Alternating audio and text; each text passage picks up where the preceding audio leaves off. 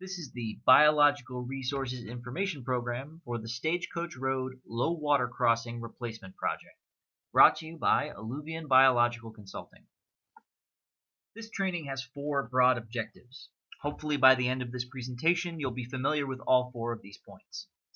First, we're going to cover the definition and implications of take, and then we'll move on to what your responsibilities are if you encounter a regulated species. We'll have a brief introduction to the protected species associated with this project, and then we'll go over some general mitigation measures that need to be followed in order to prevent any incidents of take. So let's talk a little bit about take. Take is a very broadly defined term. California has a different definition for it than the federal government does, but they're both very similar. So for the federal definition, take means to harass, harm, pursue, hunt, shoot, wound, kill, trap, capture, collect, or attempt to engage in any such conduct. California's definition is to hunt, pursue, catch, capture, or kill, or attempt to do any such actions.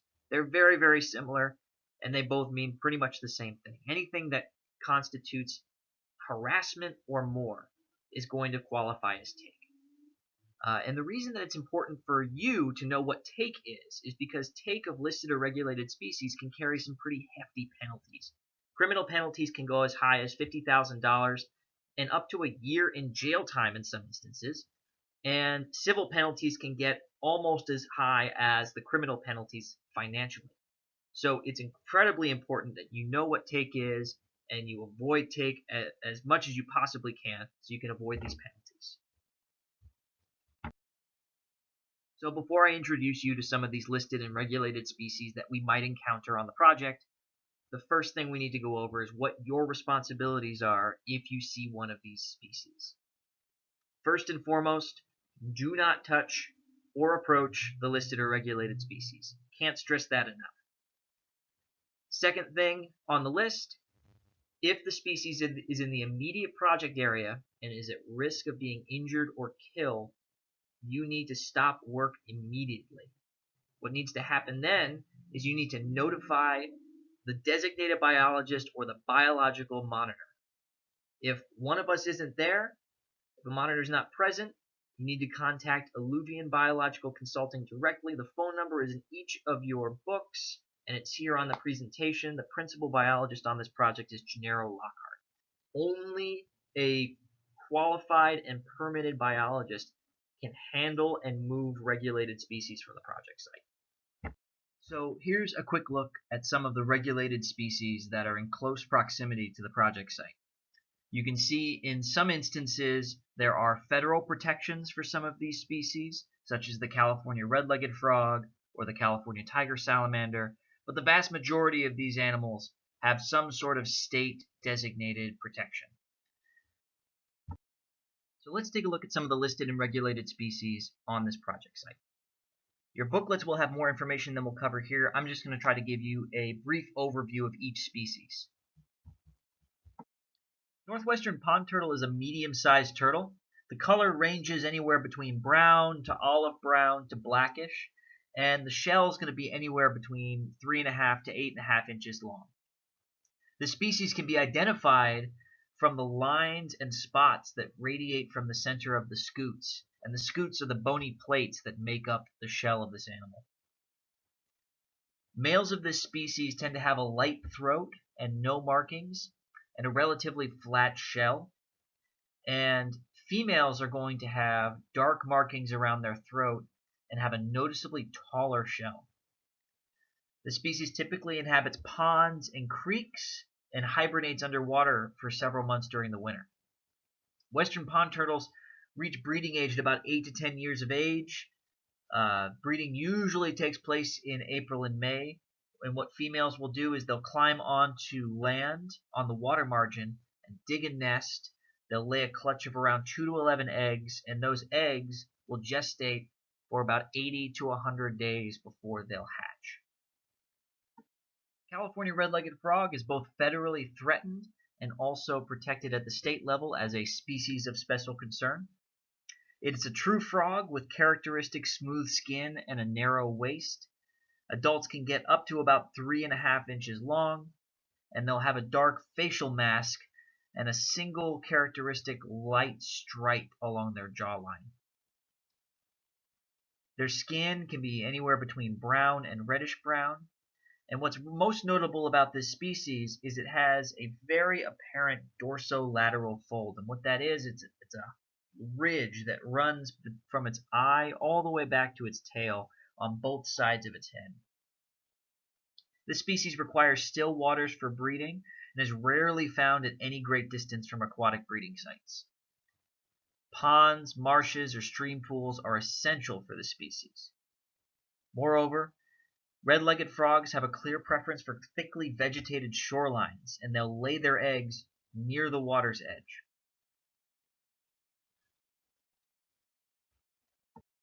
Western spadefoot toad is a small, relatively smooth-skinned toad with cat-like eyes and a sharp-edged spade on each rear foot used for digging. Individuals are dark brown to green and often bear 4 irregular stripes on their back. Western spadefoots can be found throughout the Central Valley and along the coast south from Point Conception to the Mexican border. This species requires seasonal pools and drainages for reproduction. Breeding occurs from January to May, depending on rainfall and other environmental conditions, and females lay between 10 to 40 eggs, usually on vegetation in ephemeral pools or streams. This species is listed as a species of special concern in California. California tiger salamander is a large salamander species and can be identified by the white to yellow bars that pattern its dorsal surface. They range from the northern portions of the Central Valley and along the Central Coast valleys, and can even be found in isolated populations in Santa Barbara County. California tiger salamander emerge from burrows in early fall and winter during nights of high humidity or rain, but they may also be active at other times of the year within their burrow system. This species prefers to breed in still water, such as ponds, and breeding usually starts in November, with adults migrating long distances in search of suitable breeding sites. Females may lay as many as 1,300 eggs, which they'll attach to emergent vegetation in these bodies of water.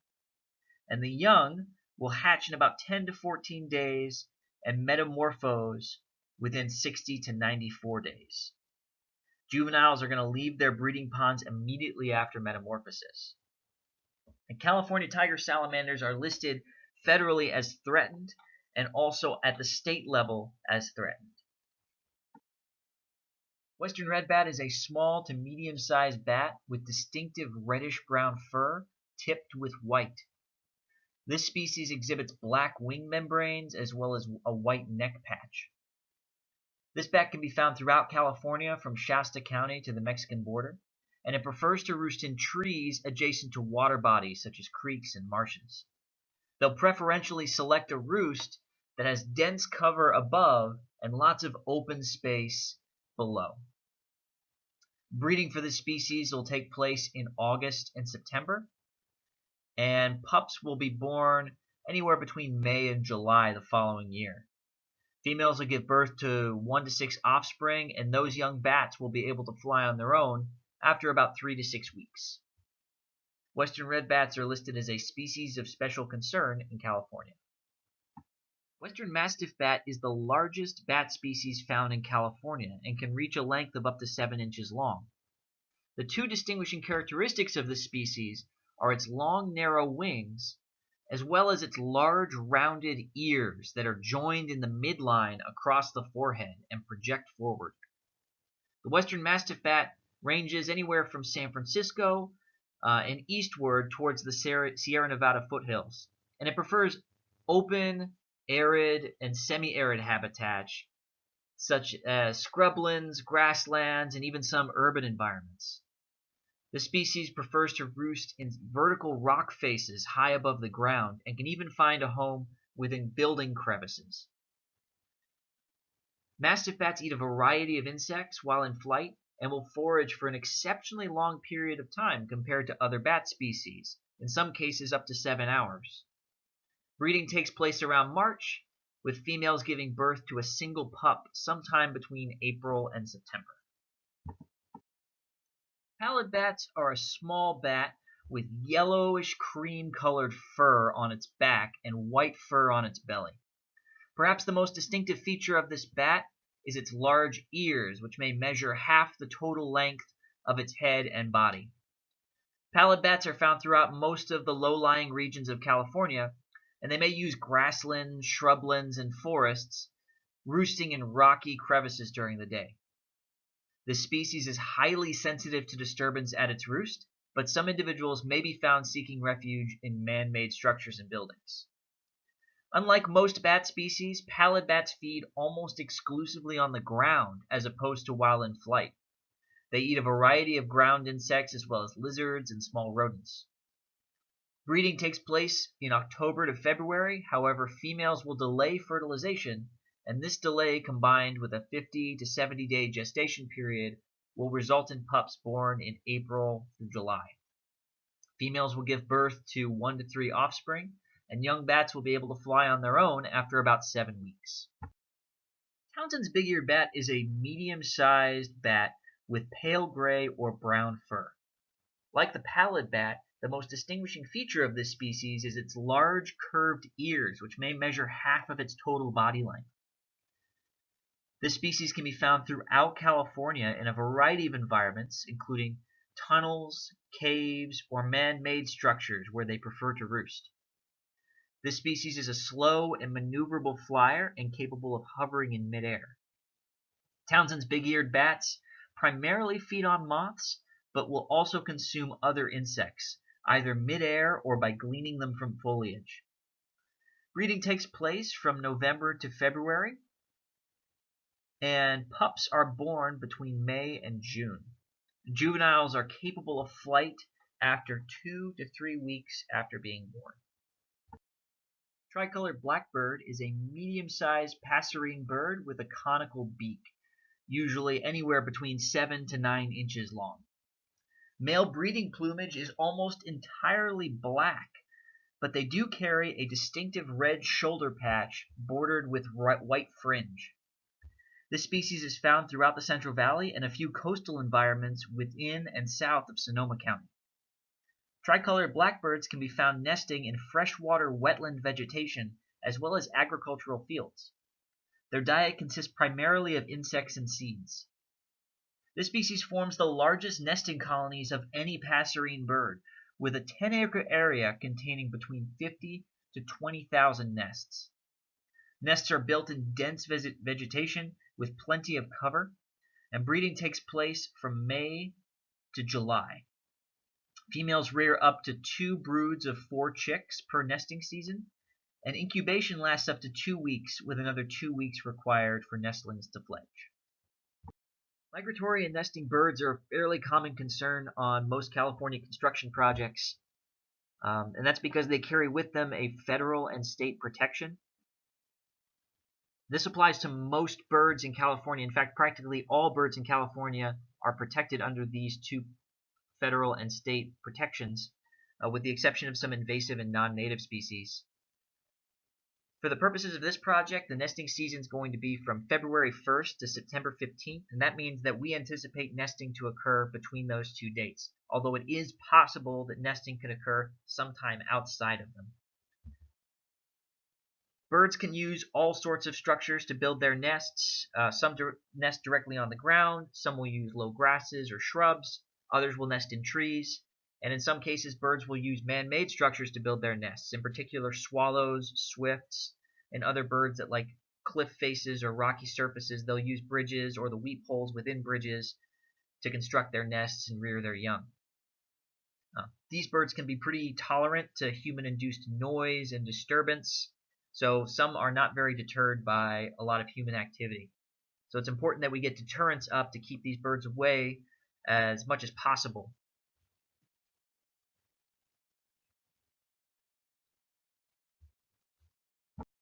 Now we're going to go over some of the general species protection measures associated with this project.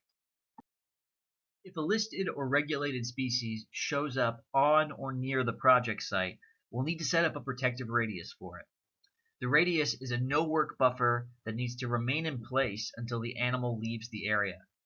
For this project, all regulated species carry a radius of 100 feet. There are several general protective measures that need to be followed on this project. I'll go over these quickly, but you should review these measures in your training materials.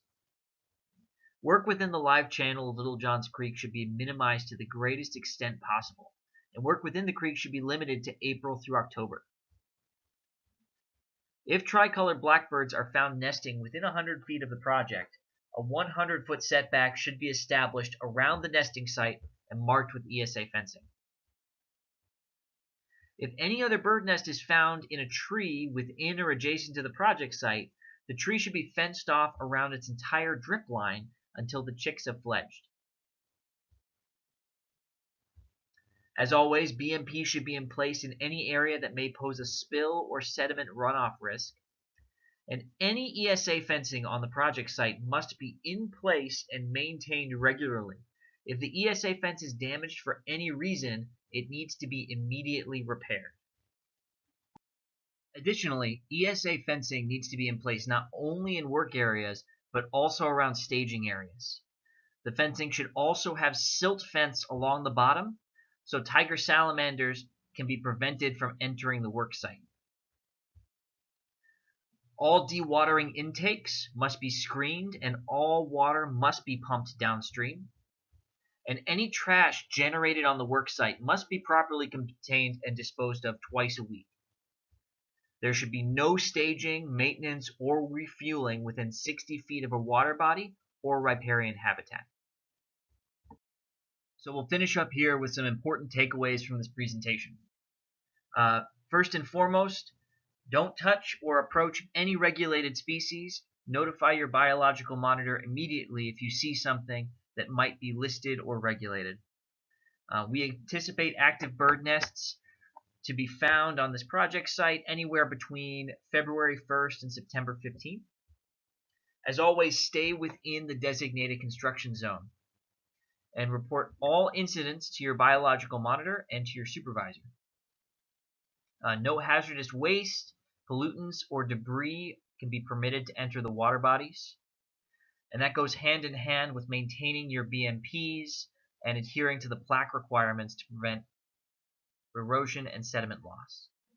And last and most importantly, you and your company are wholly responsible for following the measures stated in the plaques and following the guidance of this Biological Resources Information Program. I appreciate you following along with this presentation. If you have any questions about what's been covered in this presentation, your training materials, the permits, project specifications, please direct them to your on-site alluvian biologist.